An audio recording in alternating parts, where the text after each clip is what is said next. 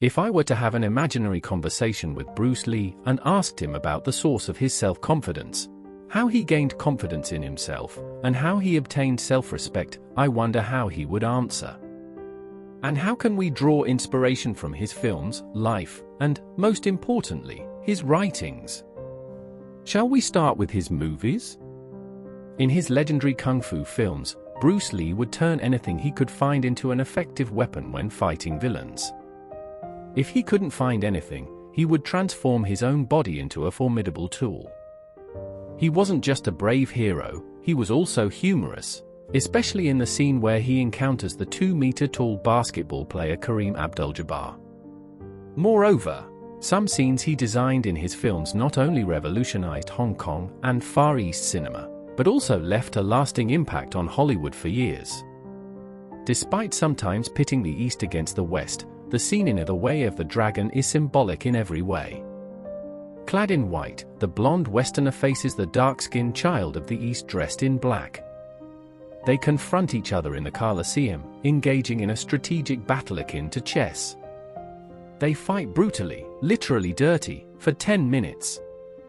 It's as if Samuel Huntington developed his Clash of Civilizations thesis after watching this film, observing the events caught between two civilizations, almost turning into an Asian chauvinism. The inevitable winner of this life-and-death struggle, the one who emerges victorious, is clear, and even if he defeats his opponent on the ground, he doesn't neglect to cover himself.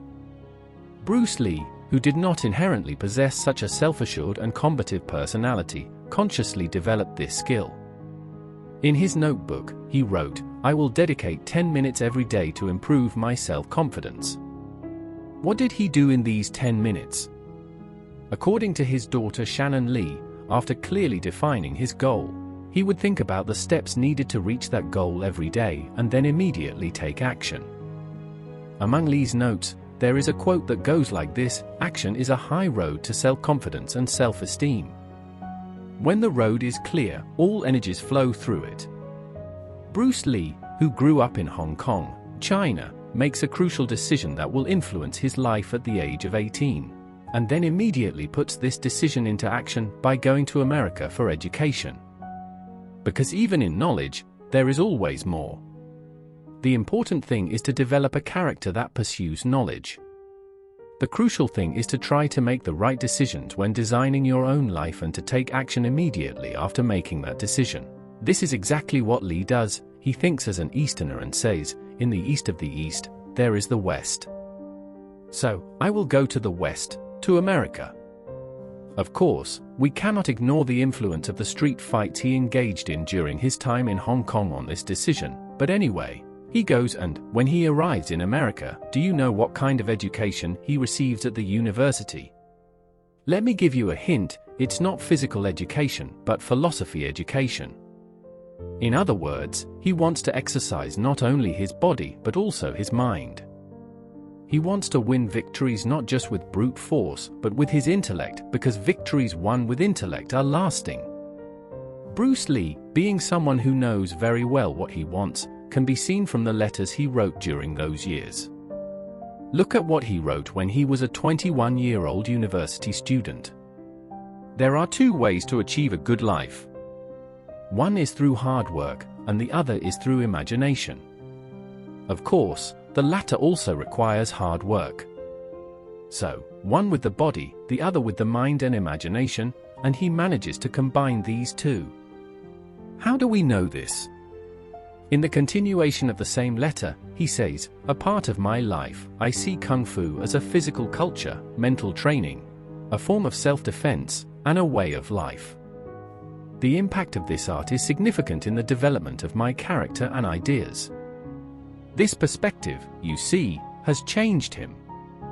Now, I will give you an example from the last interview he had conducted with himself. This time, we are not looking at a film set, but rather a television studio, so we are watching a real story, not a fictional one.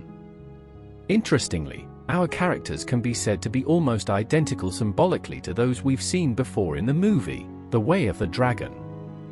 On one side, there's a blonde Westerner, and on the other side, once again, the dark-haired child of the East. However, This time, they are not battling with their bodies, but with their minds. The Westerner is seemingly trying to corner him with the questions he asks. Now, he has made a new move. Let's see what he says. Do you think of yourself Chinese, or do you ever think of yourself as North American? You know what I want to think of myself? As a human being. Because, I mean, I don't want to sound like, as Confucius say, but under the sky, under the heaven, man, there is but one family. It just so happened, man, that people are different. Did you notice that subtle move in the question? It's forcing the opponent to give a two-option answer, but Bruce Lee, who has honed his confidence for years and successfully developed his character as much as his body, is not fooled. Of course, he sees through this move and skillfully counters it, just like in his movies. Now, this is not just a response, it's a life lesson. He takes the limiting question, breaks its frame, and presents his own philosophy, a life view. From a character who has enhanced his confidence, it's a perfect response, just as I asked at the beginning about the source of this confidence.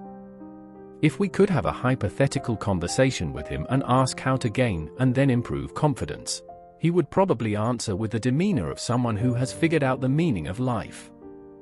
To develop and enhance your confidence, if you could talk to him in your imagination and ask what to do, he would likely give us this answer. I said, empty your mind.